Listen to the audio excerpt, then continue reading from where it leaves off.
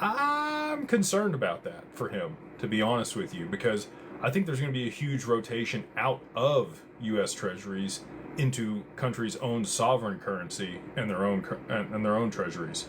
The JGB or the bonds, issued by Japan. Why wouldn't you hold your own sovereign bonds if you could earn a good enough yield on it, right?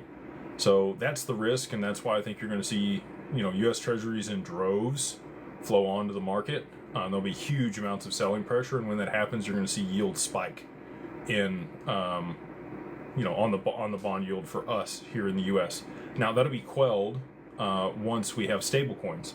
So I don't know if the last little issue here with the Clarity Act or the skinny, Clarity Act or whatever they're going to do is going to mitigate that risk. But once the banks start issuing stablecoins at scale for intra bank settlement, that's what's going to drive the demand on the market for those U.S. Treasuries as they flow out from, foreign debt holders back home here domestically, and that'll stabilize the bond market. We'll be good, but that's what I'm watching for. Still watching the yen versus the USD. We're hanging out at 157.63 here.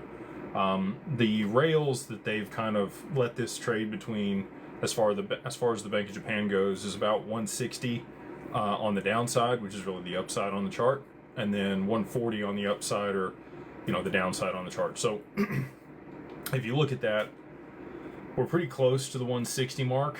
Basically, if we get back above that, that's significant inflation there in Japan's economy, and they're going to have to act. They're going to have to raise interest rates at that point. So watching that chart, watching the 10-year yield, and then watching live crude over there. And again, that's hanging out around 13,200 yen per barrel.